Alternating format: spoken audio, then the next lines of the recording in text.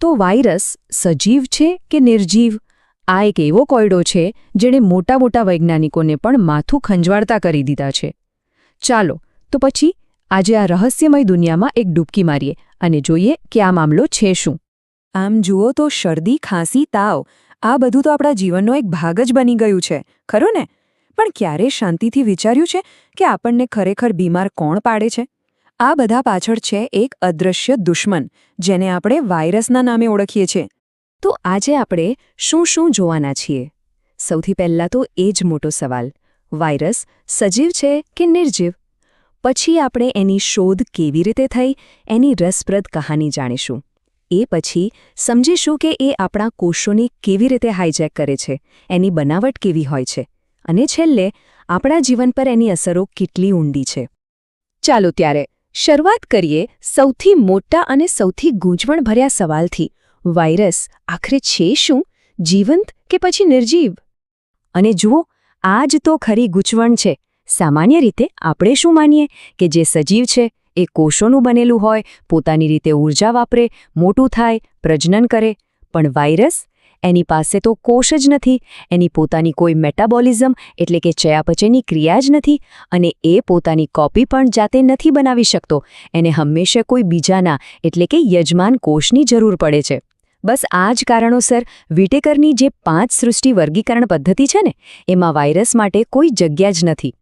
આ વાક્ય પર ખાસ જ્ઞાન આપજો.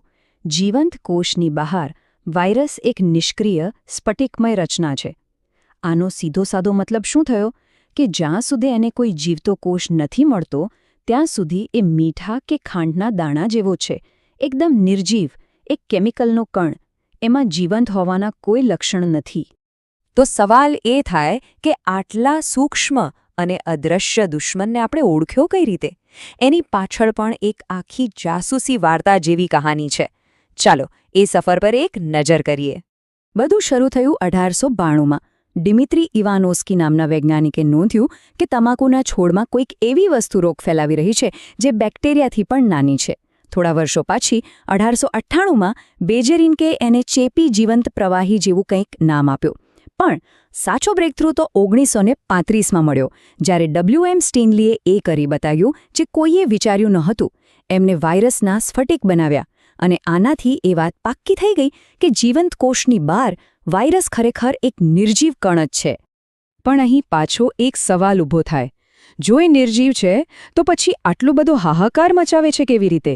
શરદીથી માંડીને મોટી મોટી બીમારીઓ, આ બધું કેવી રીતે? વેલ, એનું કારણ એ છે કે વાયરસ એક અલ્ટિમેટ હાઇજેકર છે. એ જીવતા કોષોને જ પોતાની ફેક્ટરી બનાવી લે છે. બાયોલોજીની ભાષામાં આ માટે એક શબ્દ છે, અવિકલ્પી પરોપજીવી. નામ થોડું અઘરું લાગે, પણ મતલબ સીધો છે. અવિકલ્પી એટલે એની પાસે બીજો કોઈ વિકલ્પ જ નથી. એને જીવવા માટે અને પોતાની સંખ્યા વધારવા માટે કોઈ જીવતા યજમાન કોષ પર આધાર રાખવો જ પડે છે. એના વગર એનું કોઈ અસ્તિત્વ જ નથી. તો આ હાઇજેકિંગ થાય છે કેવી રીતે? એના 4 સિમ્પલ સ્ટેપ્સ છે. સૌથી પહેલાં, વાયરસ કોષ સાથે ચોંટીને એની અંદર ઘૂસી જાય છે. સ્ટેપ 2, અંદર જતાં જ એ કોષના આખા કંટ્રોલ સિસ્ટમ પર કબજો કરી લે છે. ત્રીજું, એ કોષને ગુલામ બનાવીને પોતાના જેવા હજારો નવા વાયરસ બનાવડાવે છે.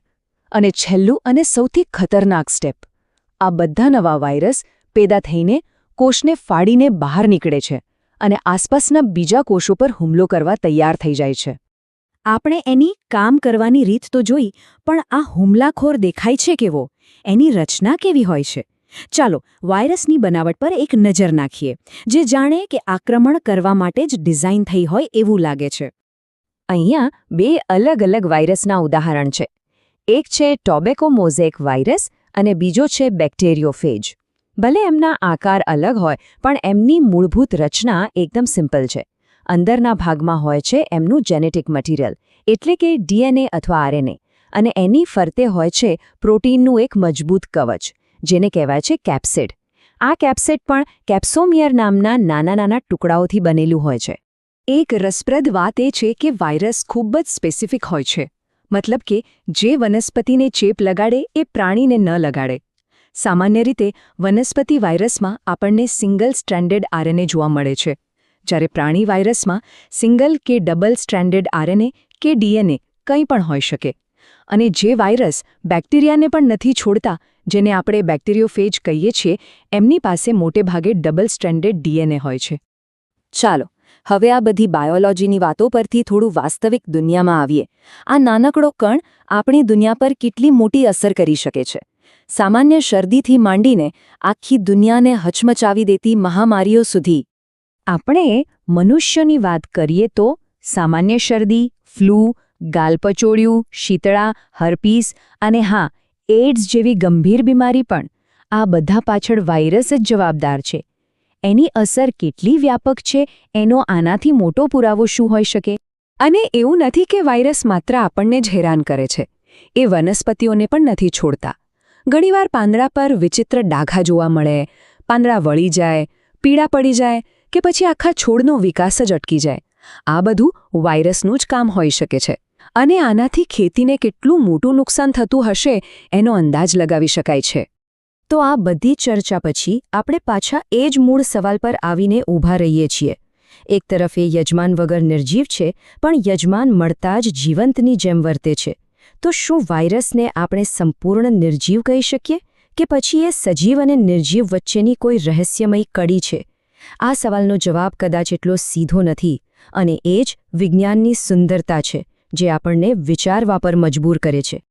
લાઇક, શેર એન્ડ સબસ્ક્રાઇબ કરવા વિનંતી.